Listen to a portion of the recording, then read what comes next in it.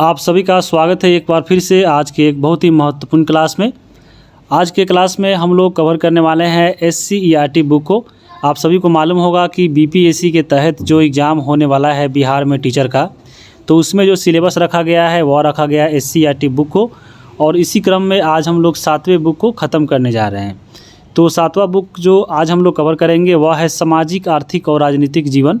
यह जो बुक है कक्षा 7 के लिए आती है भाग 2 करके। यहाँ पे आप इस फिगर में देख सकते हैं, यही आपका बुक है। और इस बुक में टोटल जो है 12 चैप्टर दिया गया है। तो इस 12 चैप्टर में जितने भी फैक्ट है आपके एग्ज़ाम के लिए दृष्टिकोण से, उसको हम लोग यहाँ पे कवर करेंगे। और साथ में एक्स्ट्रा इसमें जितने भी फैक्ट है जो रिलेटेड है उसको भी हम लोग साथ में कवर करेंगे, ताकि इसके इर्द गिर्द भी क्वेश्चन पूछता है तो आपसे नहीं छूटे। तो चलिए हम वीडियो को शुरू करते हैं। आप सभी को मालूम होगा कि 3 से लेकर 8 तक अगर हम बात करें तो टोटल आपको 15 जो बुक है वह SC SST यानी आपके GK GS के लिए पढ़ना है। तो आज हम लोग 7वें बुक को ख़त्म करने जा रहे हैं। बाकी जो 8 बज जाता है, ऐसे ही धीरे धीरे पूरा कोशिश है कि ख़त्म कर दिया जाए कैसे भी। तो चलिए हम वीडियो को शुरू करते हैं। और सबसे पहले जो यहाँ पे इस बुक में चैप्टर दिया गया है लोकतंत्र में समानता के बारे में, चलिए इसको कवर करते हैं। लोकतंत्र के समानता में देखिए, आपको मालूम होगा गांधी जी गए थे दक्षिण अफ्रीका और इन्होंने भी वहाँ पे अफ्रीकियों से और यहाँ पे अमेरिकियों के बीच में रहकर ये काले गोरे को यहाँ के भेद को मिटाया था। तो लोकतंत्र में समानता के बारे में इनकी भी चर्चा थी जब ये दक्षिण अफ्रीका गए थे। तो आपको मालूम होगा गांधी जी जो दक्षिण अफ्रीका गए थे 1893 में गए थे और फिर 1915 में ये आपके वापस आ गए थे। और ये गए थे कहाँ पे आपको, तो ये देखिए यहाँ पे ये भारत का मैप है। तो यहाँ से ये गए थे डरबन। तो ये डरबन में गए थे। तो यहाँ पे डरबन में इनको बुलावा आया था। ये कंपनी थी वहाँ पे दक्षिण अफ्रीका में, दादा अब्दुल्ला एंड कंपनी। और इसी कंपनी के जो मालिक थे सेठ अब्दुल्ला, और इनके साथ एक मित्र भी थे इस कंपनी में, वह थे अब्दुल करीम झावेरी। तो इन्हीं व्यक्तियों के द्वारा जो है दक्षिण अफ्रीका बुलाया गया था गांधी जी को कि आइए हमारे यहाँ और एक केस हम पे किया है उसको यहाँ पे सुलझाइए। तो यहाँ पे ये केस लड़ने गए थे। जब ये पहुँचे 1893 में दक्षिण अफ्रीका डरबन में, तो वहाँ पे एक बंदरगाह था नटाल बंदरगाह, यहाँ पे पहुँचे। और यहाँ पे इस कंपनी के जो मालिक थे खुद आने आपको सेठ अब्दुल्ला, यहाँ पे इनको रिसीव करने आए थे और फिर ये ले गए थे यहाँ से। तो यहाँ पे जो केस था वो केस क्या था, यहाँ पे केस यही था कि जो शेख अब्दुल्ला थे और एक इनके जो अपोजिट में केस लड़ रहा था वह था हाजी खान सैयद हाजी खान। तो इन्हीं के बीच में केस चल रहा था और यही था कि 40,000 पाउंड का जो है लेन देन था। तो यहाँ पे यह केस चला और इसमें गांधी जीत गए थे। और गांधी जीतने के बाद धीरे धीरे सैयद हाजी खान ने जो है शेख अब्दुल्ला को $40,000 पाउंड जो है यहाँ पे धीरे धीरे करके चुका दिया था। तो ये तो था केस। अब आपके बुक में दिया गया था, देखिए मृत्सबर्ग घटना। तो गांधी जी का मृत्सबर्ग घटना क्या था, तो गांधी जी दक्षिण अफ्रीका में रहने लगे थे और वहाँ पे धीरे धीरे फेमस हो गए थे ये। और उसके बाद जब ये एक दिन का समय आया और ये डरबन से जो है प्रिटोरिया जा रहे थे, तो डरबन और प्रिटोरिया के बीच में ही पड़ता है मृत्सबर्ग। और ये जो मृत्सबर्ग है वह नटाल की राजधानी थी। तब यहाँ से गांधी जी जो है यहाँ पर डरबन से निकले और ये पहुँचे मृत्सबर्ग स्टेशन पे। तो गांधी जी के पास फर्स्ट क्लास का टिकट होने के बावजूद भी यहाँ पे अंग्रेज़ों के द्वारा इनको ट्रेन से उतार दिया गया था और बोला गया था तुम काले हो, तुम इस ट्रेन में नहीं बैठ सकते हो फर्स्ट क्लास में। तो यहाँ पे गांधी जी टिकट के बावजूद भी इनको यहाँ से हटा दिया गया था। तभी गांधी जी ने यहाँ पे मन में ठान लिया था कि हम यहाँ पे जब तक है तब तक ये लड़ते रहेंगे और यहाँ पे जो काले गोरे का जो भेद है, यहाँ पे नस्ल भेद है, उसको यहाँ पे हम मिटाएंगे। तो इसलिए लोकतंत्र में समानता यहाँ पे दिखने को मिलती है और ये गांधी जी के द्वारा यहाँ पे एक आपको ऐतिहासिक कदम था। तो यही था मृत्सबर्ग घटना। तो यहाँ से इतना ही याद रखिएगा, मृत्सबर्ग था आपको दक्षिण अफ्रीका में पड़ता है, ये नटाल की राजधानी थी। और ये गांधी जी जब गए थे वहाँ पे तो आप देख लिए। अब आपके बुक में देखिए अगला यहाँ पे दिया गया था आपके बुक में कि मिड डे मील के बारे में पढ़ना था। तो मिड डे मील को ही अब बोला जाता है PM पोषण योजना। तो जो मिड डे मील शुरुआत हुई थी वह आपको 15 अगस्त 1995 को शुरू हुआ था, लेकिन इसको 2021 में क्या किया गया है, नरेंद्र मोदी के द्वारा इसे यहाँ पे PM पोषण कर दिया गया है इसको। तो मिड डे मील को नाम बदलकर PM पोषण कर दिया है। तो यहाँ पे इसका नाम जो है बहुत इंपॉर्टेंट है, याद रखिएगा कब हुआ था, तो 21 में। और यहाँ पे देखिए मिड डे मील में आप भोजन करते हैं और भोजन जो है हमारे शरीर में पाचन होता है भोजन का, तो पाचन और 95 इस तरह से कुछ जो है आपका याद रख सकते हैं। अब देखिए आपके बुक में एक और घटना दिया गया था, वह था नागरिक अधिनियम आंदोलन जो अमेरिका में हुआ था। इसी को बोलते हैं सिविल राइट मूवमेंट। इसकी शुरुआत हुई थी 1 दिसंबर 1955 को। और इसके पीछे उद्देश्य क्या था, तो इसका पीछा उद्देश्य यही था कि अफ्रीकी और अमेरिकी लोगों के खिलाफ नस्लीय भेदभाव को ख़त्म करना और दक्षिणी देश में मतदान का अधिकार पुनः स्थापित करना, ये अधिनियम का जो है उद्देश्य था। यानी यह जो अधिनियम अमेरिका में चल रहा था, ये आपको अफ्रीकी और अमेरिकी के बीच में यहाँ पे चल रहा था। और इसको लेकर एक घटना घटी, इसी के बाद यह अधिनियम आया। तो वो घटना क्या था? घटना यही था कि यहाँ पे एक देखिए रोजा पार्क्स है। रोजा जो पार्क्स है वो अफ्रीका के रहने वाली थी, एक लेडीज़ थी। ये जो अफ्रीकी व्यक्ति थी, अफ्रीकी व्यक्ति को मालूम होगा, इनको यहाँ पे अश्वेत बोला जाता है। ये जो अफ्रीकी है, मालूम होगा अफ्रीका में जो है लोग काले रहते हैं, तो इनको अश्वेत बुलाते हैं। और जो अमेरिका के व्यक्ति है उसको बोलते हैं श्वेत, यानी उजला। तो यहाँ पे जो राजा पार्क्स थे, ये थे अफ्रीकी, ये लेडीज़ थी, अफ्रीकी थी। एक दिन ये बस से यात्रा कर रही थी अमेरिका में, और यात्रा करने के दौरान क्या हुआ कि इनके पास फर्स्ट क्लास का टिकट था, और जो बस में रिजर्व में एक सीट होता है जो आपको केवल ये श्वेत के लिए था, यानी अमेरिकन के लिए था।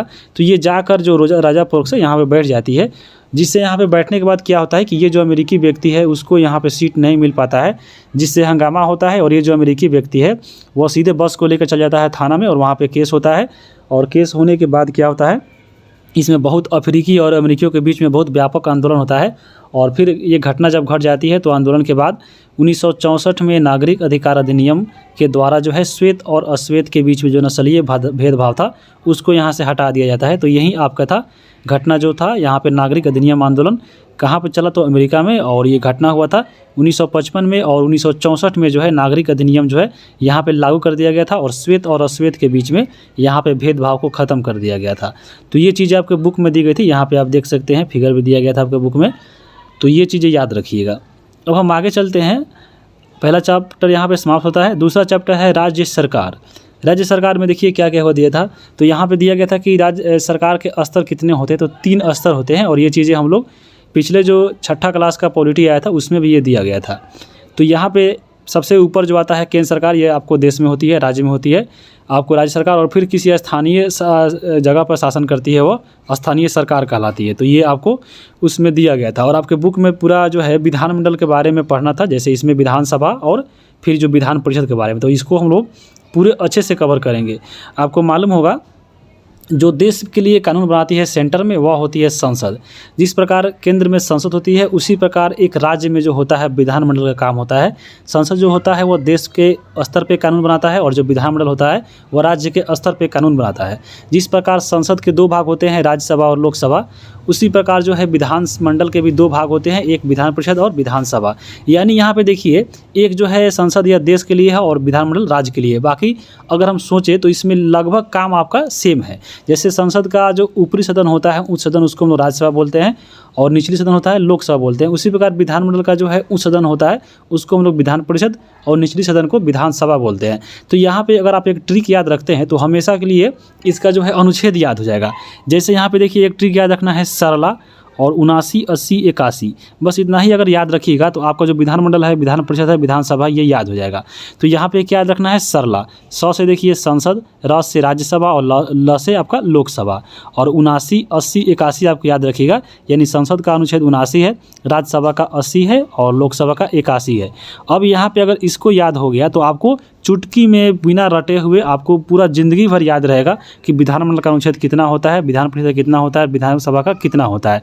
केवल इसमें आपको क्या जोड़ना है, तो 89 जोड़ना है, 89, और आपको हमेशा के लिए याद हो जाएगा। ये जो आपका संसद वाला जो ट्रिक है आपका सरला, ये आपको 95% बच्चों को याद रहता है कि हाँ संसद का आपको अनुच्छेद कितना है, राज्यसभा कितना है, लोकसभा कितना है। और यही इसके अपोजिट में देखिएगा ये वाला विधानमंडल, विधान परिषद, विधानसभा का, तो यहाँ पे 5% बच्चों को याद रहता है कि हाँ विधान परिषद का कितना अनुच्छेद है, विधानसभा का कितना है। तो बस आज के बाद समझ लीजिए कि ये रेशियो बराबर होने वाला है, क्योंकि अब सबको याद होगा जो वीडियो देखेगा। सीधे याद रखिएगा आपको संसद में सरला और इसमें 89 जोड़ना है, 89। तो यहाँ पे 89 वाला ट्रिक वाला हम एक अलग वीडियो ही बना दिए हैं अनुच्छेद वाला, कि आपको 89 जोड़ने पर कौन कौन सा अनुच्छेद जो है आपका सीधे पता चल जाएगा। तो बहुत ईजी है, जब आप पढ़िएगा तो उसको गारंटी देते हैं पूरा याद हो जाएगा। जैसे आपको मालूम होगा कि 72 जो अनुच्छेद आता है वह राष्ट्रपति का क्षमादान है, और ये वाला सबको याद होगा, लेकिन राज्यपाल क्षमादान किसी को याद नहीं होगा। तो इसमें केवल आप क्या जोड़ दीजिए, 89 जोड़ दीजिए और आपको आ जाएगा। तो ऐसा ट्रिक बहुत सारा बना है, आप जाकर देख सकते हैं वीडियो में। अब हम यहाँ पे याद हो गया आपका। अब हम चलते हैं आगे। जैसे देखिए विधानसभा के बारे में आपके पढ़ना है आपके बुक में, तो आपको मालूम होगा जो प्रत्येक जो राज्य है वो कई सारे विधानसभा क्षेत्र में बटे हुए हैं। जैसे अगर हम बिहार की ले लें, क्योंकि बिहार पढ़ रहे हैं, तो बिहार में आपके बुक में दिया गया था, तो बिहार जो है 243 विधानसभा क्षेत्र में बटा हुआ है। और जितने भी विधानसभा क्षेत्र होते हैं उसमें एक विधायक चुने जाते हैं, यानी आपको जितने विधानसभा क्षेत्र है उतने आपके बिहार में विधायक है। तो 243 विधानसभा है, उतना ही आपके विधायक है। ये जो विधायक होते हैं, जब देखिए चुनाव दिया जाता है विधायक, तो ये जाते हैं आपको कहाँ पे, विधानसभा में, और वहाँ पे सदस्यता कई वहाँ पे सदस्यता लेते हैं। तो इसलिए जितने भी विधायक होते हैं वह विधानसभा के सदस्य होते हैं। अब यहाँ पे चुनाव जब होता है विधानसभा का, तो आप सुने होंगे बहुमत दल क्या होता है, यानी बहुमत दल से कोई पार्टी सरकार बना लिया या गठबंधन सरकार बना लिया है। तो ये चीज़ें क्या होती है आप सभी को अधिकतर मालूम होगा, लेकिन इसमें जितने भी लेडीज़ है या बहुत कोई भी जिनको नहीं मालूम है उसको भी जानना यहाँ पे जरूरी है। चलिए हम अच्छे से कवर करते हैं। सबसे पहले देखिए बहुमत दल क्या होता है। तो कुल विधानसभा क्षेत्र में जिस राजनीतिक दल को कुल निर्वाचन क्षेत्र, यानी मान लीजिए कोई विधानसभा में जो है यहाँ पे कोई राजनीतिक दल खड़ा हो रहा है और जितने भी निर्वाचन क्षेत्र है, जैसे बिहार में 243 निर्वाचन क्षेत्र है, यहाँ पे 243 सीट में से समझ लीजिए कि आधा से ज़्यादा सीट पर जो राजनीतिक पार्टी वहाँ पे जीत जा रहा है, मान लीजिए जैसे बीजेपी है, तो बीजेपी खड़ा हो रहा है आपको बिहार में, और इसको क्या होता है, अगर यह 243 पूरा सीट है उसका आधा से एक भी ज़्यादा, यानी आपको 121 होगा, आपको 243 का 21.5, तो यानी आपको 122, मान लीजिए आपको कोई भी पार्टी, चाहे वह बीजेपी हो, चाहे आरजेडी हो, चाहे जदयू हो, वह अगर 122 सीट अकेले जी जाती है तो समझ लीजिए वह बहुमत दल कहलाएगा, यानी उसको आधा से ज़्यादा सीट मिल गया और वह राजनीतिक दल क्या होगा आपका, यह बहुमत दल कहलाएगा। और अगर बहुमत दल प्राप्त हो गया तो वह अकेले सरकार बना लेगा। तो यही आपका होता है बहुमत दल। जैसे आपको केंद्र में देखिए, केंद्र में जो लोकसभा का चुनाव होता है वहाँ पे बीजेपी जो है आपका बहुमत दल से सरकार बनाई है, तो ये आपको क्या है, ये बहुमत दल हो गया। और एक होता है गठबंधन। गठबंधन में क्या होता है कि बहुत सारा पार्टियां मिलकर सरकार बनाती है। जैसे कई बार ऐसा होता है, देखिए कि चुनाव में कि कोई दल है उसके पास अधिक सीट मिली है, लेकिन क्या आपको 121 यानी 121 से कम मिला है, तो उस स्थिति में क्या करता है, वह जो पार्टी है वह दूसरे जितने भी राजनीतिक पार्टी है उससे मिलकर एक नई सरकार बनाती है, और उसी को हम लोग बोलते हैं महागठबंधन या गठबंधन। यानी आपको एक से ज़्यादा लोग मिलकर यहाँ पर सरकार बनाई है, इसलिए उसको बोलते हैं हम लोग गठबंधन वाली सरकार। तो बिहार में भी क्या है, आपके महागठबंधन ही है। जैसे देखे होंगे आपको जो सरकार बनी है वो अनेक सारे पार्टी मिलकर बनाई है। नीतीश कुमार हो गए आपको जदयू से, जैसे आपको आरजेडी से हो गए आपके जो उप मुख्यमंत्री है, वो सब मिलकर सरकार बनाए हैं। तो आपको ये क्या हो गया, आपको ये महागठबंधन की सरकार हो गया।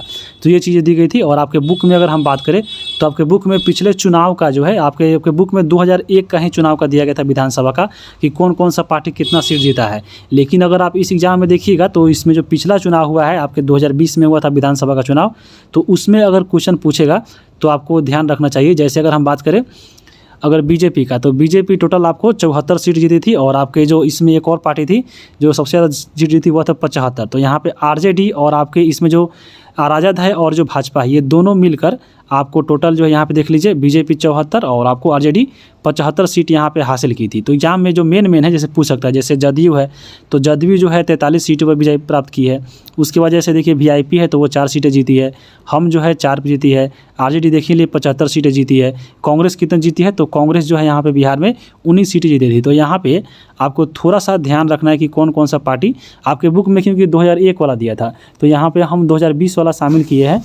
अगर क्वेश्चन पूछता है तो यहाँ पे आप एक बार देख लीजिएगा।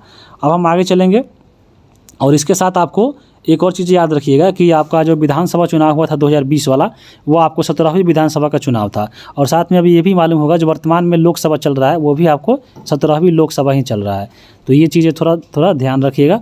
अब हम आगे देखेंगे, आपका इसमें पढ़ना है राज्यपाल के बारे में, क्योंकि आपका बुक जो है राज्य के बारे में पढ़ना है। तो राज्यपाल के बारे में देखिए क्या क्या दिया गया था आपके बुक में, कि राज्य का जो कार्यपालिका का जो प्रधान होता है वो आपको राज्यपाल होता है। अनुच्छेद 153 के अनुसार प्रत्येक राज्य में एक राज्यपाल होगा, और एक चीज़ें आपको बताया गया है।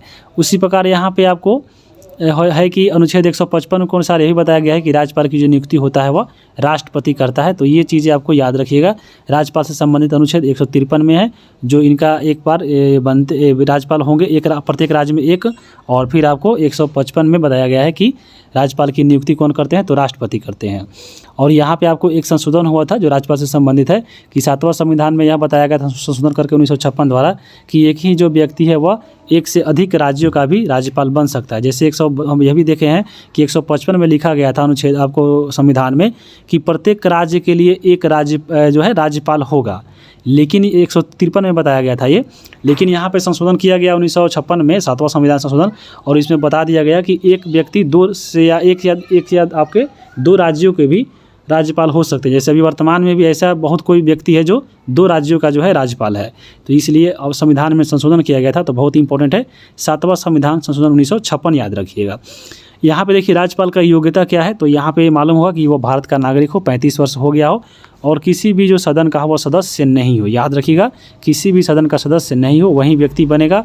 और फिर इसका कार्यकाल आपको मालूम होगा कि राज्यपाल की जो कार्यकाल होता है वह आपको राष्ट्रपति के ऊपर निर्भर है। राष्ट्रपति जब चाहेगा वो आपको हटा सकता है, लेकिन इनकी नियुक्ति आपको ऐसे मनाई थी कि 5 वर्षों के लिए होती है, लेकिन यह राष्ट्रपति के प्रसाद पर्यंत यह बने रहते हैं। राष्ट्रपति जब चाहेगा इसको हटा सकता है।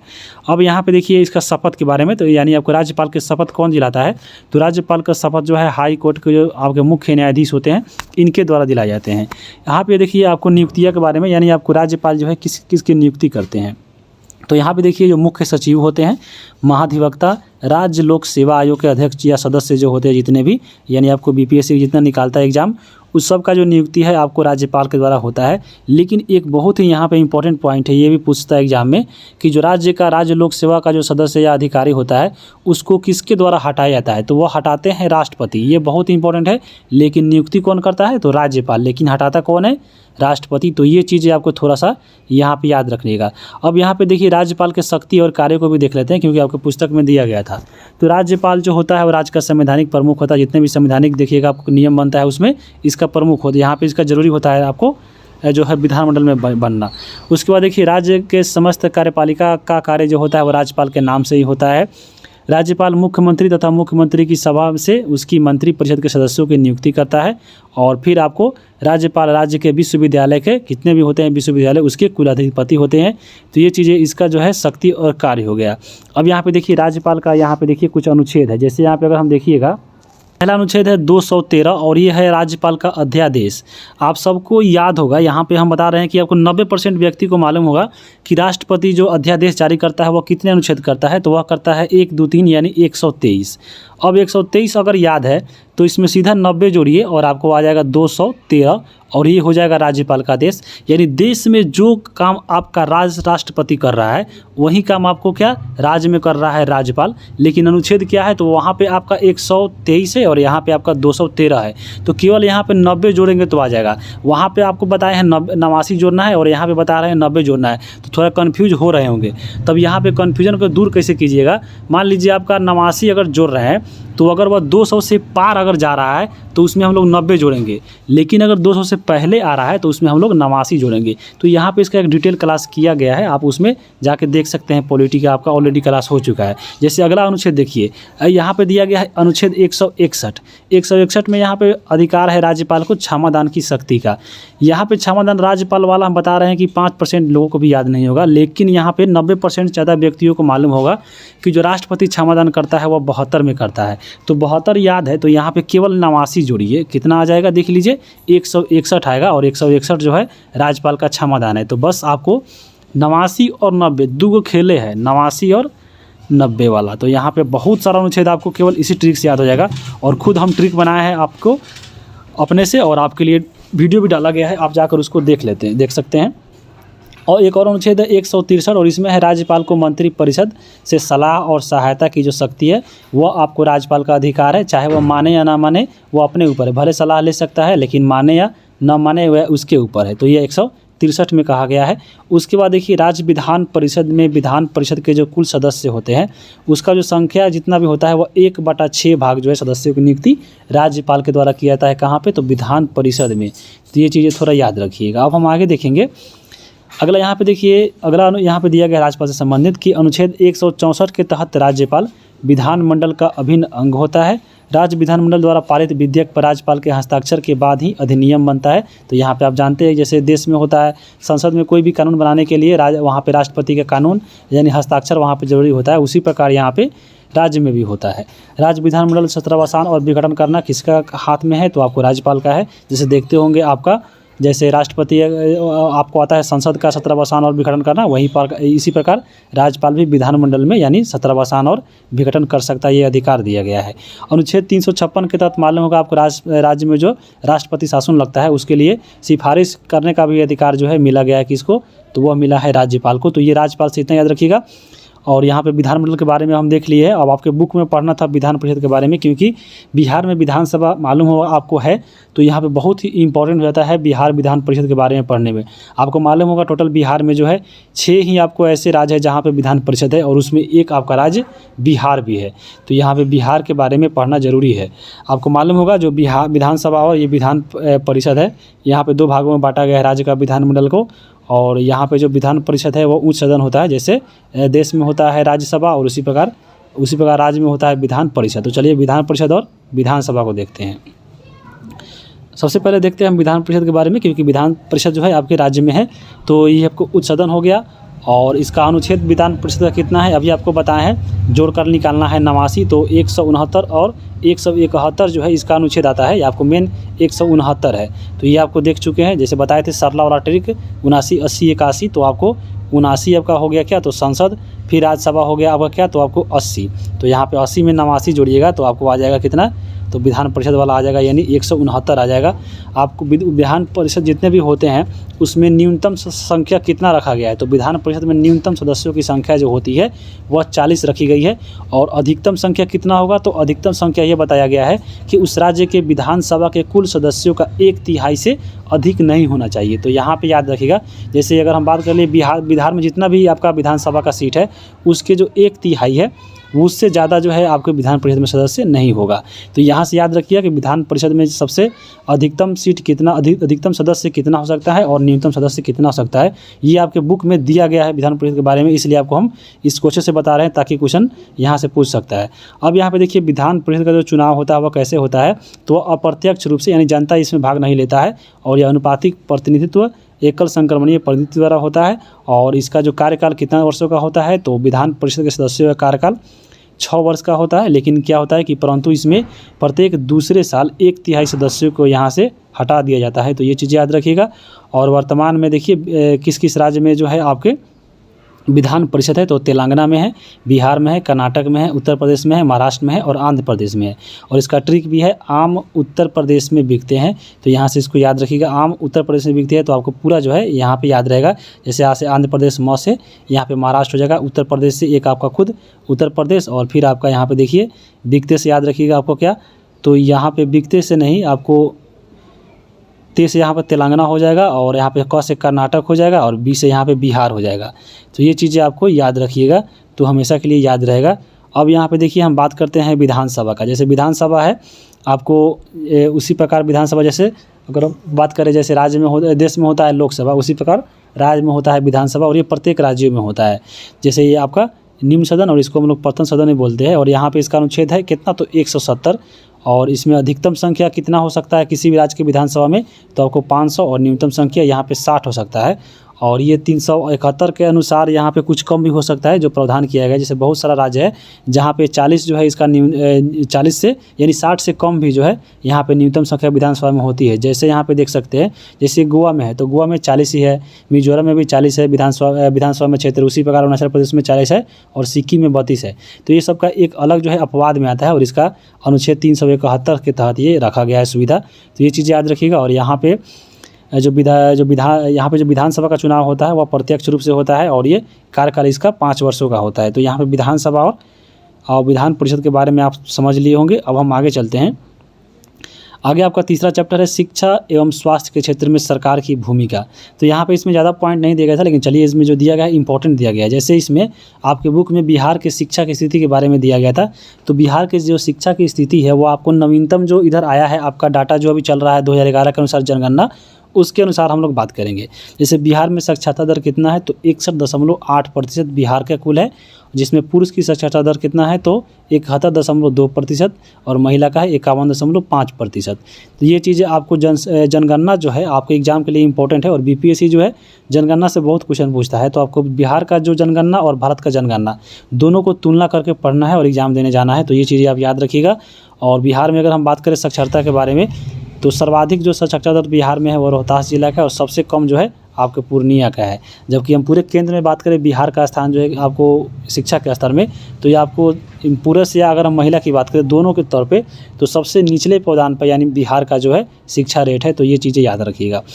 अब आपके बुक में दिया गया था शिक्षा का जो है मौलिक अधिकार यानी शिक्षा अधिकार अधिनियम के बारे में दिया गया था। चलिए हम इसको अच्छे से कवर करते हैं। शिक्षा का जो अधिकार बना था वो आपको बाद में मौलिक अधिकार बन गया था। तो इसके लिए संविधान में संशोधन किया गया था, और वह किया गया था 86वां संविधान संशोधन 2002 में संविधान संशोधन हुआ, और फिर आपके 2009 में जाकर शिक्षा का जो अधिकार है उसके लिए एक नियम बनाया गया यानी अधिनियम बना। और फिर इसको अधिनियम के बाद जो है 1 अप्रैल 2010 को बिहार में जो है शिक्षा का अधिकार जो है मौलिक अधिकार बना दिया गया, और इसमें यह लिखा गया कि 6 से 14 वर्ष के बच्चों को निःशुल्क जो शिक्षा है वह प्रदान की जाएगी। ये जो पहले आपको देख रहे हैं कि संशोधन हुआ है, तो संशोधन होने पर ही आपको, जब संशोधन हो गया तो समझ लीजिए आपको ये नया चीज़ करके दिया गया है संविधान में। तो इसके पहले भी कहीं था, यानी जो पहले का जो शिक्षा का अधिकार था वो आपको नीति निर्देशक तत्व में आता था अनुच्छेद 45 के तहत। तो यहाँ पे ये भी पॉइंट आप याद रखिए। जैसे पढ़िएगा नीति निर्देशक तत्व तो देखिएगा उसमें अनुच्छेद 45 में कुछ नहीं है, क्योंकि इसको हटा दिया गया है और ये वर्तमान में आपका शिक्षा का एक मौलिक अधिकार बन गया है। तो ये चीज़ें आप यहाँ से याद रख सकते हैं। आगे देखेंगे अध्याय 4 में पढ़ना था समाज में लिंग भेद। तो इसमें ज़्यादा चीज़ नहीं पढ़नी है। जैसे समाज में जो लिंग भेद अभी वर्तमान में भी चलता आ रहा है और पहले से चलता आ रहा है, तो लिंग के भेद के बारे में याद रखिए कि लिंग के अनुसार या जाति के आधार या धर्म के आधार पर जो भेदभाव होता है वो अनुच्छेद 15 के तहत होता है। अनुच्छेद 15 में आपका प्रावधान दिया गया है कि इसके तहत, अनुच्छेद 15 के तहत भारत में कोई भी जो है जाति, लिंग या वेशभूषा के आधार पर कोई भेदभाव नहीं करेगा। और यहाँ पे कुछ समाज के द्वारा जो है निर्धारण कर दिया गया है कि हाँ समाज में जो है यही काम आपका पुरुष करेगा या आपको, और महिला जो है यही काम करेगी। तो उसके आधार पर जैसे आपके बुक में दिया गया था, ज़्यादा इसमें कुछ पॉइंट है नहीं। जैसे दिया गया था कि हाँ लड़की या खेलने वाला खेल का निर्धारण कर दिया गया है समाज में कि हाँ लड़की जो है यही खेल खेलेगी। जैसे लड़की को क्रिकेट खेलने से मना कर दिया गया है। उसके बाद देखिए लड़कों के लिए खेलने वाला खेल का निर्धारण, ये सब कौन करता है? आपको सरकार या कोई चीज़ें नहीं करती है, ये खुद जो है समाज के द्वारा ये निर्धारित की गई है कि हाँ लड़की जो है केवल यही कपड़ा पहनेगी, लड़का जो है केवल यही कपड़ा पहनेगा। तो ये समाज में जो लिंग भेद है उसके बारे में यहाँ पे चर्चा दिया गया था। जैसे आपके बुक में देखिए अभ्यास दिया गया था। यहाँ पे देखिए सामान्यतः एक घर में लड़का और लड़की के रूप में कौन ये काम करता है। तो हमको ये पढ़ के तो हंसी आया है। यहाँ पे देखिए क्या लिखा हुआ है। जैसे मान लीजिए घर में कोई मेहमान आ रहा है, तो उसके लिए गिलास में पानी कौन लाता है? तो गिलास में पानी कौन लाएगा? आपको लड़का लाएगा। तो ये समाज के द्वारा निर्धारित है, कोई ज़रूरी नहीं है कि लड़का लाएगा। अब जिस घर में लड़का नहीं है कौन लाएगा? लड़की लाना पड़ेगा। उसके बाद देखिए माँ के बीमार होने पर डॉक्टर को कौन बुलाता है? तो आपको अधिकतर लड़का बुलाता है। तो ये समाज के द्वारा निर्धारण है, ऐसा ज़रूरी नहीं है कि लड़का बुलाएगा। उसके बाद देखिए घर के खिड़की और दरवाजे की सफाई कौन करता है? तो हमको तो हंसी आ रहा है। घर में खिड़की है, दरवाज़ा है, तो इसके लिए कोई निर्धारित नहीं है कि हाँ लड़का ही करेगा या लड़की ही करेगी। ये आपको समाज एक निर्धारण कर दिया गया है कि हाँ घर में जो घर का कार्य होगी वो लड़की करेगी। तो ऐसा बात नहीं है, लड़का भी करता है, लड़की भी करती है। उसी प्रकार बहुत सारा ऐसा सवाल दिया गया था कि हाँ पिताजी की मोटरसाइकिल साफ़ करने में मदद कौन करेगा? बाज़ार से चीनी कौन खरीद के लाएगा? किसी मेहमान के आने पर घर का दरवाज़ा कौन खोलेगा? तो ये ज़रूरी नहीं है कि कोई आपको लोग ही करे। ये चीज़ें सब जो है आपके समाज के द्वारा निर्धारित की गई है। उसी प्रकार यह बुक था, ये चैप्टर था, इसमें बाकी चीज़ें नहीं दी गई थी। अध्याय 5 में देख लिए, इसमें 5 में बढ़िया पॉइंट दिया गया है। अध्याय 5 में है समानता के लिए महिलाओं का संघर्ष। चलिए इसको देखते हैं। भारत की प्रथम महिला IPS के बारे में दी गई थी आपके बुक में, और वो कौन थी? किरण बेदी थी। तो यहाँ पे आप किरण बेदी को देख सकते हैं, क्योंकि समानताओं के लिए महिलाओं के द्वारा बहुत सारा संघर्ष किया गया और उसके लिए एग्जाम्पल के तौर पे बनना पड़ा। जैसे किरण बेदी जो है एग्जाम्पल बनी महिलाओं के लिए कि हाँ महिला भी पुलिस बन सकती है। तो ये चीज़ें समानता के लिए यहाँ पे दिखा रही है महिला। तो ये चीज़ें हो गई। उसी प्रकार आपके बुक में दी गई थी कि भारत की पहली महिला बस ड्राइवर कौन थी। तो आपके बुक में कोई दूसरा नाम दिया गया था, जब हम नेट पे सर्च किए तो वो बसंत कुमारी आ रही थी। तो ये बसंत कुमारी के बारे में याद रखिएगा। और इसके बारे में लिखा गया था कि बसंत कुमारी जो थी वो भारत के तमिलनाडु राज्य की राजधानी चेन्नई में एक बस चालक के रूप में यह प्रसिद्ध हुई थी। तो यहाँ पे इसके बारे में याद रखिएगा। आपके बुक में जो दिया है वो गलती दिया है। आगे चलेंगे। अगला आपका यहाँ पे दिया गया है बुक में कि भारत में 83% जो ग्रामीण महिला है वह खेतों में काम करती है। याद रखिएगा, बिहार की बात हो रही है। 83% महिला जो है खेतों में काम करती है। और महिलाओं को व्यापक आंदोलन के जो बाद है बहुत सारे अधिकार प्राप्त हुए। जैसे महिलाओं को शुरू में बहुत अधिकार नहीं दिया गया था, जब वे आंदोलन की तो उसके बाद इनको अधिकार दिया गया। जैसे वोट देने का अधिकार पहले महिलाओं को नहीं था, साक्षरता का जो अधिकार है वो महिलाओं को नहीं था। देख सकते हैं बिहार में जो है सबसे निचला रेट जो है आपको बिहार में महिलाओं की शिक्षा के बारे में है, यानी शिक्षा रेट के बारे में। तो ये सब चीज़ें आपको बयां करती है बिहार के बारे में। और उसके बाद देखिए बिहार में जो है लेडीज़ों के द्वारा, महिलाओं के द्वारा दहेज के खिलाफ एक जोरदार आंदोलन हुआ था। वह हुआ था 1980 के दशक में। लेकिन फिर भी वर्तमान में देखिएगा दहेज जो है आपको पूरा खुला लिया जाता है, जो यानी इसके नियम जो भी इसके बनाते हैं नियम वही इसका पालन करते हैं। जैसे देखिए पुलिस या कोई भी जो है आपका जो सरकार ही है आपका ये नियम बनाती है कि हाँ दहेज नहीं लेना है, लेकिन खुद अपना बेटा बेटी की शादी करता है तो लेन देन होता रहता है। उसके बाद देखिए एक और इसमें बुक में दिया गया था कि घरेलू हिंसा के खिलाफ महिलाओं द्वारा आंदोलन करने पर 2006 में जो है घरेलू हिंसा उत्पीड़न कानून पारित हुआ था। तो बहुत इंपॉर्टेंट है, याद रखिए घरेलू हिंसा उत्पीड़न कानून कब बना था, तो 2006 में बना था। यानी घरेलू हिंसा से परेशान होकर, जैसे देखिए घर में महिला लोग जो थी किसी घर में दारू पी के आने पर या किसी बात को लेकर या दहेज नहीं देने पर जलाने या उसको परिताड़ित किया जाता था, तो ये इसके लिए कानून बना 2006 में, जिसको हम लोग बोलते हैं घरेलू हिंसा उत्पीड़न कानून 2006 में आया था। तो यहाँ पे यानी महिलाओं को छेड़छाड़ के चलते, छेड़छाड़ यानी 6 से याद रखिएगा, छेड़छाड़ कीजिएगा उत्पीड़न कीजिएगा तो 6 में यानी 2006 में ही कानून बना था। तो यहाँ पे ऐसे याद रख सकते हैं। आगे हम देखेंगे अब चिपको आंदोलन। आपके बुक में सीधा दे दिया गया था चिपको आंदोलन और एक आपका पोस्टर दे दिया गया था, बाकी चीज़ें जो है उसमें कुछ नहीं दिया गया था। तो चलिए इसके बारे में थोड़ा हम बात करते हैं। जो चिपको जो आंदोलन है यहाँ पे यह पेड़ से संबंधित है। आपका एक उत्तराखंड में जिला था चमोली, यहाँ पे चमोली में पेड़ काटा जा रहा था, तो यहाँ पे जितने भी महिलाएं थी वो पेड़ को ऐसे लिपट के आती थी और वो पेड़ काटने नहीं देती थी। इसमें लेकर बहुत सारा आंदोलन हुआ था और बहुत सारे महिलाओं को यहाँ पे मौत भी हो गई थी, घायल भी हो गई थी। तो यहाँ पे यही चीज़ कहलाती है चिपका आंदोलन। चिपको आंदोलन यानी आपको पेड़ से चिपक जाता था लोग। और यहाँ पे इसकी शुरुआत हुई थी 1973 में। कहाँ पे हुआ था, तो उत्तराखंड के चमोली जिला यहाँ पे शुरू हुआ था। और इसमें नेतृत्वकर्ता कौन थी जो प्रमुख है, इसमें सबसे प्रमुख नाम आता है सुंदरलाल बहुगुणा का। पूछता भी है कि चिपको आंदोलन के नेतृत्वकर्ता कौन है, तो सुंदरलाल बहुगुणा है। इसके साथ अन्य भी थे, जैसे कॉमरेड गोविंद हो गए, कॉमरेड गोविंद सिंह रावत हो गए, चंडी प्रसाद भट्ट हो गए और श्रीमती गौरा देवी हो गई। तो यहाँ पे इन चारों नामों को याद रखिए, क्योंकि एग्जाम में इसमें चारों नाम देकर और इसमें एक हटाने छोड़ इसमें कुछ नहीं दे, तो यहाँ पे ये चीज़ याद रख सकते हैं आप लोग। आगे देखेंगे हम लोग अब अध्याय 6। अध्याय 6 में दिया गया है मीडिया और लोकतंत्र। तो यहाँ पे मीडिया के बारे में मालूम होगा। मीडिया क्या है, तो समाज के विचारों एवं खबरों का आदान प्रदान जो है आपको मीडिया के द्वारा होता है। और इसके मीडिया के स्रोत क्या है, तो समाचार पत्र के माध्यम से मीडिया मिलता है, यानी पत्रिका है, radio channel, TV, mobile, internet के माध्यम से हम लोग समाचार का ये आपका स्रोत हो गया। और मीडिया को ही क्या बोलते हैं, तो जन संचार या मास मीडिया कहते हैं। ये आपके बुक में दिया गया था, तो इम्पोर्टेंट होगा। और मीडिया को मालूम होगा, जो मीडिया जो है लोकतंत्र का चौथा स्तंभ कहा जाता है। और पहला, दूसरा, तीसरा स्तंभ इसमें क्या है, तो लोकतंत्र का पहला स्तंभ जो है आपका जो हो, जैसे कार्यपालिका, न्यायपालिका और आपके विधायिका हो गए, तो ये आपके 3 हो गए। और चौथा जो हो गए आपके चौथा स्तंभ कहे जाते हैं मीडिया। तो यहाँ पे ये मीडिया के बारे में याद रखिएगा। एक और चीज़ आपके बुक में दिया गया था मनरेगा के बारे में। तो चलिए मनरेगा के बारे में पढ़ लेते हैं। मनरेगा जो है इसका फुल फॉर्म दिया गया था, तो एग्जाम में सीधा पूछ सकता है मनरेगा का फुल फॉर्म क्या होता है, तो महात्मा गांधी राष्ट्रीय ग्रामीण गारंटी योजना। ये जो आपका महात्मा गांधी राष्ट्रीय ग्रामीण योजना है, यानी जो मनरेगा है, इसमें क्या होता है, तो इसमें आपको रोज़गार मिलता है गांव में व्यक्तियों को। तो रोज़गार कितने दिनों का मिलता है, तो 100 दिनों का रोज़गार मिलता है। और न्यूनतम मजदूरी कितना रखा गया उसमें, यानी 220 रुपये, यानी एक दिन कमाइएगा तो 220 रुपया जो है आपको मनरेगा की तरह मिल जाए। देखिए गांव में जो अभी कोई गांव में काम होता है, जैसे नहर खुदा रहा है, पेड़ लग रहा है, कुछ काम हो रहा है, तो मनरेगा के तहत उसमें काम मिलता है। और उसमें न्यूनतम मजदूरी 220 रुपये रखा गया है और आपको 100 दिन एक व्यक्ति को काम उसमें देता है। लेकिन यहाँ पे देखिए कोई जो मुखिया है अपने पैसा कमाने के लिए यहाँ पे पैसा उठा लेता है दूसरे के नाम पर, वो पैसा नहीं देता है और काम भी नहीं देता है। तो ऐसी चीज़ें आपको आम बात है। और इसका शुरुआत हुआ था कब, तो मनरेगा जो शुरुआत हुआ था आपको 2005 में। तो बहुत इंपॉर्टेंट है, यहाँ पे याद रखिएगा। अब हम बात करेंगे मनरेगा के बारे में। एक जो इम्पोर्टेंट दिया गया था आपके बुक में, तो ये जो मनरेगा था आपको 2009 से पहले इसका नाम हुआ करता था नरेगा। तो 2009 में इसको मनरेगा कर दिया, यानी इसको म जोड़कर इसमें आपको क्या कर दिया गया, तो मनरेगा कर दिया गया। तो यहाँ पे इसको याद रखिएगा। अब हम आगे देखेंगे।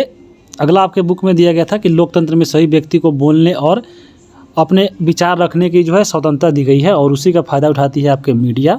और ये जो चीज़ें अधिकार दी गई है, तो अनुच्छेद 19 के तहत दी गई। तो ये बहुत इंपॉर्टेंट है, आपको याद रखना है। और एक और चीज़ आपके बुक में दिया गया था अपन समाचार। अपन समाचार का फुल फॉर्म होता है ऑल वुमेन्स न्यूज़ नेटवर्क। तो आपके ये बुक में दिया गया था और बिहार में एक भयंकर आई थी 2008 में। तो कब आई थी? तो 18 अगस्त को आई थी। तो ये चीज़ें आपको याद रखिएगा। और ये 5वीं क्लास के ईवीएस में भी इसका चर्चा है कि बिहार में बाढ़ कब आया था। तो आपको कब आया था? तो 18 अगस्त 2008 को आया था। आगे हम देखेंगे अध्याय 7 में है विज्ञापन और समझ। तो विज्ञापन आपको मालूम होगा, विज्ञापन यानी प्रचार करना यानी एडवर्टाइजमेंट। और ये क्या चीज़ होती है? तो एक उत्पाद को बाजार में प्रचलित या अन्य उत्पादों से भिन्न दिखाने के लिए एक ब्रांड नाम दिया जाता है और उसे विशिष्ट पहचान जो है इसके सहायता से मिलती है, इसलिए लोग विज्ञापन कराते हैं। जैसे विज्ञापन के तौर पे आपके बुक में एक चीज़ दिया गया था आपको, इसमें क्रीम के बारे में, जो गोरा होने वाला क्रीम है। तो यहाँ पे बताया गया है गोरा होने वाले क्रीम के बारे में। देखिए कि त्वचा में एक जो है पदार्थ होता है जिसका नाम है मेलेनिन। तो मेलेनिन एक पदार्थ होता है जो हमारे त्वचा को जो है रंग का जो है निर्धारित करता है कि कोई व्यक्ति कितना सांवला है या गोरा है। तो ये निर्धारित करता है हमारे शरीर के अंदर जो होता है मेलेनिन। तो ये जो मेलेनिन होता है यह एक आपको पराबैंगनी किरणों से बचाता है। और मेलेनिन अगर शरीर में आपका ज़्यादा है तो समझ लीजिए आप सांवला है, यानी अगर आप सांवले हैं तो समझ लीजिए आपका जो शरीर में है जो मेलेनिन है वह ज़्यादा है, और जो कम है मेलेनिन उसके शरीर में वो समझ लीजिए वह थोड़ा गोरा है। तो यहाँ पे कोई भी जो आइस क्रीम होता है जब लगाते हैं, फेयर लवली या कोई भी क्रीम हो, फेयर हैंडसम हो, तो वो क्या होता है, वो जो मेलेनिन होता है वो उसको मात्रा को ना ही कम कर सकता है और ना ही बढ़ा सकता है। तो यहाँ पे लोग लगाता क्यों है और लगाने के बाद थोड़ा गोरा क्यों हो जाता है? तो यहाँ पे क्रीम जो याद रखिए, कोई भी आप क्रीम लगा रहे हैं वो मेलेनिन का जो कलर है उसका जो है वो आपको उसको इफेक्ट नहीं पड़ता है, यानी उसको नहीं लगाने से ना कोई फ़ायदा है ना घाटा। फ़ायदा तो है ही नहीं। फ़ायदा इसमें क्या होता है, यानी आप देखते होंगे जब ये मेलेनिन के कलर को जब नहीं बदल रहा है तो लोग गोरा कैसे हो जाता है? तो गोरा इसलिए होता है क्योंकि गोरा होने वाले क्रीमों में एक रसायन होता है जो हमारे चेहरे पे जितने भी बाल होता है, जो सुनहरा बाल होता है, उसको थोड़ा चमकीला कर देता है और कुछ समय के लिए लगता है कि हमारा चेहरा साफ़ हो गया। यही काम करता है क्रीम। याद रखिए क्रीम जो है आपको सुंदर नहीं बनाएगा, क्रीम जो है मेलेनिन की वजह से सुंदर बनिएगा। अगर शरीर में आपका मेलेनिन कम है तो समझ लीजिए आप थोड़ा क्या है, आपका वाइट कलर है। ये चीज़ याद रखिएगा। अब हम आगे देखेंगे अध्याय 8। अध्याय 8 में आपको कुछ नहीं दिया गया था, आसपास के बाज़ार के बारे में दिया गया था कि यहाँ बाज़ार है। जैसे दिया गया था कि यहाँ गांव की दुकान है, गांव की दुकान में क्या सामान मिलता है, कीमत कितना रहता है। ये चीज़ आपके एग्जाम में तो पूछेगा नहीं। जैसे हाट हो गया तो बाज़ार में क्या मिलता है, शहर की दुकान में क्या मिलेगा, शॉपिंग कॉम्प्लेक्स में क्या मिलेगा। यहाँ पे बाकी चीज़ इसमें कुछ नहीं था। एक चीज़ दिया गया था साप्ताहिक बाज़ार के बारे में। तो सप्ताह में एक बार अगर बाज़ार लगता है तो उसको हम लोग साप्ताहिक बाज़ार बोलते हैं। उसके बाद देखेंगे अध्याय 9। अध्याय 9 में जो है इसमें बाजार श्रृंखला और ख़रीदने और बेचने की कड़िया के बारे में चलिए हम इसको पढ़ते हैं। तो यहाँ पे आपको यह बुक में मखाना के बारे में बहुत इंपॉर्टेंट पॉइंट दिया गया था, क्योंकि मखाना जो है बिहार में ज़्यादा उत्पादन होता है। तो यहाँ पे यह बहुत इंपॉर्टेंट है। तो मखाना की अगर हम बात करें तो मखाना जो है तालाब में उपजता है, यानी आपको तालाब में उपजने वाला यह एक जलीय उत्पाद है। और भारत का जो 85% मखाना उत्पादन होता है वो बिहार में ही होता है। तो बहुत इंपॉर्टेंट है। और बिहार में जो मखाना का उत्पादन होता है कहाँ कहाँ होता है, तो यहाँ पे देख सकते हैं दरभंगा हो गया, मधुबनी हो गया, समस्तीपुर, सहरसा, सीतामढ़ी, पूर्णिया, कटिहार, किशनगंज, ये सब जो क्षेत्र है वहाँ पे ये मखाना उगाया जाता है। और याद रखिएगा 85% जो मखाना है केवल जो है कहाँ पे, तो बिहार में उपजता है। अब मखाना का प्रयोग कहाँ होता है आपको मालूम होगा। मखाना जो है हम लोग जो व्रत त्यौहार में भी इसका उपयोग करते हैं, पूजा पाठ में करते हैं, हवन सामग्री में भी देखिएगा धूप के साथ रखा हुआ होता है, या हम लोग इसको खाना या नाश्ता के रूप में भी जो है आपका इसका प्रयोग करते हैं। यह जो मखाना होता है यह आपका पोषक तत्व से भरपूर होता है और इसमें औषधि गुण भी पाया जाता है। और आपको मालूम होगा जहाँ पे ये उगाया जाता है, जैसे यहाँ पे आप देख सकते हैं फ़ोटो में भी। और मखाना की जो खेती है वो बहुत कठिन होता है, क्योंकि इसमें एक होता है एक होता है गुड़ियों को बहुत पीट कर फिर आपको निकाला जाता है। तो बहुत ही मेहनत वाला काम है। और मखाना की जो खेती करता है वो प्रायः जो मछुआरा समुदाय के लोग हैं, क्योंकि ये जलीय में पाया जाता है जल में, तो जल से निकालने के लिए मछुआरों को ज़रूरत पड़ती है। तो ये खास करके मछुआरा समुदाय के जो लोग हैं वहीं इसकी खेती करते हैं। और गुड़ी से मखाना, जो गुड़ी मखाना होता है, एक होता है गुड़ी मखाना का जो कच्चा फल होता है उसी को हम लोग गुड़ी बोलते हैं, और इसी गुड़ी से जो है मखाना बनता है। तो ये आप मखाना देख सकते हैं। मखाना से जो है आपके बुक में इतना पॉइंट दिया गया था। अब आगे चलेंगे हम लोग, चलो मंडी घूमने। यहाँ पे चले मंडी घूमने है अध्याय 10। यहाँ पे बहुत ही ज़्यादा इंपॉर्टेंट पॉइंट दिया गया है और ये आपको देख कर ही जाना है एग्जाम में। जैसे देखिए इसमें दिया गया था कि चावल जो है बिहार का प्रमुख खदान है, आपको मालूम भी होगा। और आपके बुक में दिया गया था MSP, यानी आपको मिनिमम सपोर्ट प्राइस के बारे में दिया गया था। तो MSP क्या होता है, यानी न्यूनतम प्रणाली क्या होता है। तो यह मूल्य जो है आपका जो MSP जो निर्धारित होती है सरकार द्वारा करती है, यानी यह मूल्य फसल के लिए सरकार के द्वारा किसानों के हित में देखते हुए निर्धारित की जाती है, वह आपका होती है MSP। यहाँ पे यह फसल के लिए की जाती है, किसके द्वारा, तो सरकार के द्वारा। यहाँ पे याद रखिए एमएसपी देख लिए। अब आपके बिहार को जो बुक में दिया गया था कि बिहार के धान का कटोरा किसे कहते हैं, तो दक्षिण पश्चिम जो क्षेत्र है उसको बोला जाता है। जैसे आपका ये दक्षिण हो गया और ये पश्चिम हो गया, यानी अब ये आप वाला जो एरिया देख रहे हैं ये वाला जो एरिया को हम लोग बोलते हैं धान का कटोरा। तो एग्जाम में पूछ सकता है कि धान का कटोरा किसे बोलते हैं, तो यहाँ पे यानी दक्षिण पश्चिम क्षेत्र आपके बुक में दिया गया था, तो यहाँ से याद रखिएगा। और इस क्षेत्र में आपका कौन कौन सा जिला आता है, जैसे देखिए रोहतास हो गया, सासाराम, कैमूर, औरंगाबाद, भोजपुर, बक्सर। तो ये जो चीज़ है आपके आपका जो दक्षिण पश्चिम क्षेत्र है ये कहा जाता है क्या, तो आपके बिहार के धान का कटोरा। तो बहुत ही इंपॉर्टेंट है, यहाँ से क्वेश्चन आपको एग्जाम में आने का चांस है। और यहाँ पे ये जो आप देख रहे थे ये वाला जो क्षेत्र है आपका दक्षिण पश्चिम, ये जो है कुल बिहार का 30% जो चावल जो है अकेले उत्पादन करता है, तो यहाँ पे इसको याद रखिएगा।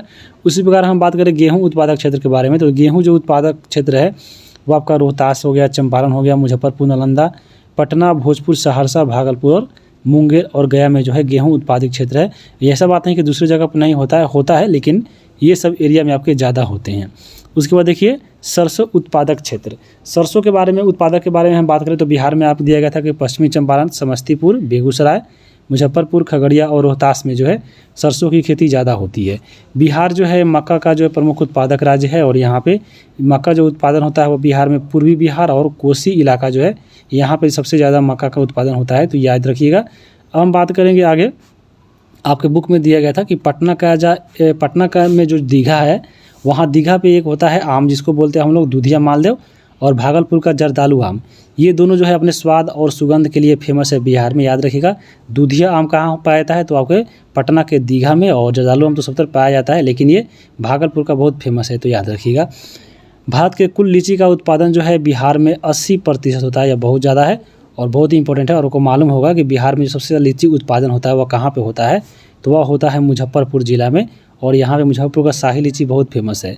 उसके बाद देखिए केला उत्पादक क्षेत्र बात हो रहा था, तो केला का उत्पादन जो होता है वह वैशाली क्षेत्र, नवगछिया और भागलपुर, यानी हाजीपुर के साइड में बहुत सारा केला होता है जो वैशाली में आता है, तो वैशाली क्षेत्र, नवगछिया और भागलपुर जो है केला उत्पादक राज्य में है। और पूरे राज्य का जो है यानी बिहार में टोटल 50% केला का उत्पादन अकेले ये आपको तीनों क्षेत्र करता है, यानी वैशाली, नवगछिया और भागलपुर, तो याद रखिएगा। और गया जो है बिहार की गन्ना, यहाँ पे गया नहीं गन्ना, जो गन्ना जो है बिहार की प्रमुख व्यावसायिक फसल है, तो इसको भी याद रखिएगा। और जूट के बारे में बात करें तो जूट जो है वो बिहार में प्रमुख फसल है। और जैसे अगर हम बात करें जूट का उत्पादन कहाँ होता है, तो आपको पूर्णिया, किशनगंज और कटिहार में जो है जूट बहुत सारा उगाया जाता है। और पूर्णिया में एक जगह है जिसका नाम है गुलाब बाग जो है वो आपको जूट की एक बहुत बड़ी मंडी है, और इसी मंडी में जो है बहुत सारा जूट मिलता है, तो यह पूर्णिया में पड़ता है। और याद रखिए जूट का उपयोग कहाँ करते हैं, रस्सी बनाने में, बोरा बनाने में जो है जूट का उपयोग आता है। तो इस जूट के बारे में देख लिए। अब हम बात करेंगे अध्याय 11 में है समानता के लिए संघर्ष। इसमें दिया गया था एक आंदोलन जिसका नाम है गंगा बचाओ आंदोलन। इसका शुरुआत हुआ था 1998 में कानपुर से, और किया गया था रामरोता राय के द्वारा, तो यहाँ से याद रखिएगा।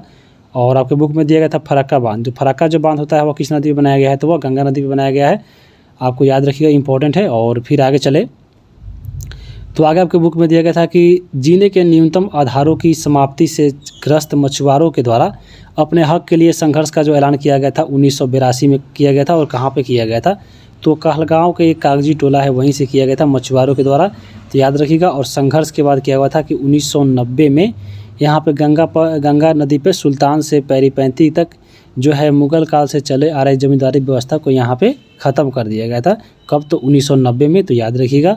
और न्यूनतम आधारों की समाप्ति के लिए ग्रस्त मछुआरों ने कब आंदोलन किया था, तो 1982 में किया गया था कहलगांव से। 1998 में सरकार के द्वारा यहाँ पे क्या किया गया कि आपको राज्यों से जो है जल टैक्स यहाँ पे हटा दिया गया, वाटर टैक्स को, कब, तो 1998 में।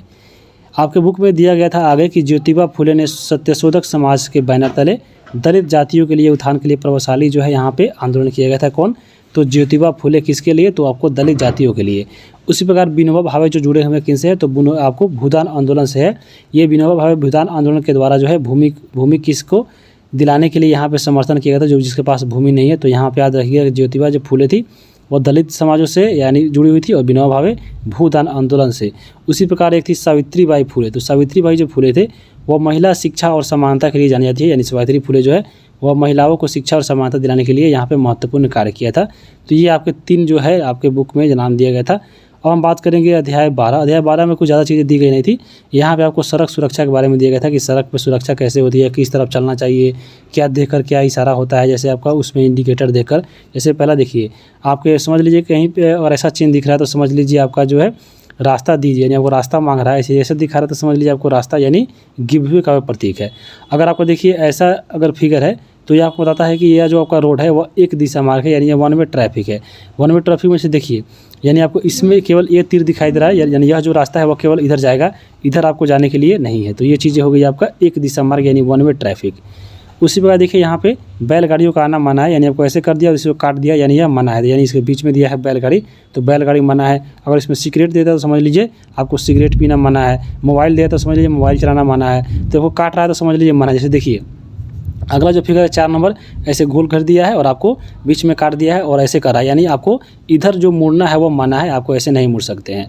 उसी प्रकार अगर देखिए आपको राइट साइड नहीं यहाँ पे मुड़ सकते हैं। ये चीज़ें आपको निर्देशित करता है रोड पे, तो समझ लीजिए बाएं रह कर चलना अनिवार्य, यानी आपको रोड के बाईं तरफ चलना है। उस पर देखिए यहाँ पे लिख दिया अनिवार्य साइकिल मार्ग। अगर यहाँ पे साइकिल यहाँ पे केवल जा सकता है, यहाँ पे ऐसे अगर गोल कर देता, ऐसे काट देता तो यहाँ पे ये साइकिल इसमें नहीं जाता। यहाँ पे देखिए आपको इधर घूम रहा है बाएं तरफ, यानी बायां मुड़ गया। उसी प्रकार यहाँ पे देखिए ये बाएं घुमावदार, यहाँ से जाकर घूम जा रहा है तो ये बायां घुमावदार हो गया। तो ये आपको सिंपल चीज़ है। जैसे देखिए यहाँ पे जैसे बनाया है ये शंकरा पुल का फिगर है, जैसे यहाँ पे देखिए इसे बना दिया और ये शंकरा मतलब ये पतला पुल है। यहाँ पे देखिए आपको ऐसा बना रहा है यानी आदमी काम कर रहा है। तो ये सब चीज़ें जो है बहुत बेसिक है, थोड़ा थोड़ा देख लीजिएगा आपको याद हो जाएगा। तो आपको यहाँ पे देख लिए जैसे, तो यहाँ पे आपको ये समाप्त होता है। 12 चैप्टर था, आपको आखिरी चैप्टर था ये और समाप्त हो गया है। वीडियो कैसा लगा है कमेंट करके बताना है। चैनल पे नए हैं तो सब्सक्राइब कर लीजिए आगे आने वाले वीडियो के लिए। और पीडीएफ लेना है तो आप टेलीग्राम से जाकर जुड़ जाइए स्टूडेंट जेल खाना और सर्च कीजिए। और वहाँ पे जो नंबर दिया गया है 94 70 80 29 31, आप इस पर मैसेज कर सकते हैं व्हाट्सएप पे। और आपके पास जो भी इन्फॉर्मेशन जा रहा है इसी नंबर से जाएगा। अगर आपके पास दूसरे नंबर से कॉल या आपको पीडीएफ के लिए कुछ भी बोला जा रहा है तो समझ लीजिए वहाँ पे आपके साथ दूसरा भी हो सकता है। ये जो आपका ऑफिशियल नंबर है केवल यही है 94 70 80 29 31। जितने भी मैसेज या कुछ भी जाएगा ये आपको मेरे तरफ से जाएगा। अगर आपको दूसरा कोई मैसेज कर रहा है दूसरे नंबर से तो समझ लीजिए वहाँ पे हम नहीं है, आपका दूसरा कोई भी हो सकता है। तो यही आपका ऑफिशियल नंबर है। जो भी चीज़ होगा इसी से होगा, हमसे बात होगा या आपको कॉल होगा या आपका मैसेज जाएगा, ये इसी से जाएगा। अनदर नंबर से जाता है तो समझ लीजिए आपके साथ कहीं नंबर से दूसरा कोई कॉल कर रहा है या दूसरा कोई मैसेज कर रहा है। तो ये चीज़ें आपको थोड़ा ध्यान रखिएगा। वीडियो कैसा लगा कमेंट करके जरूर बताइएगा। चैनल पर नए हैं तो सब्सक्राइब कर लीजिए आगे आने वाले वीडियो देखने के लिए। वीडियो देखने के लिए आप सभी को बहुत बहुत धन्यवाद।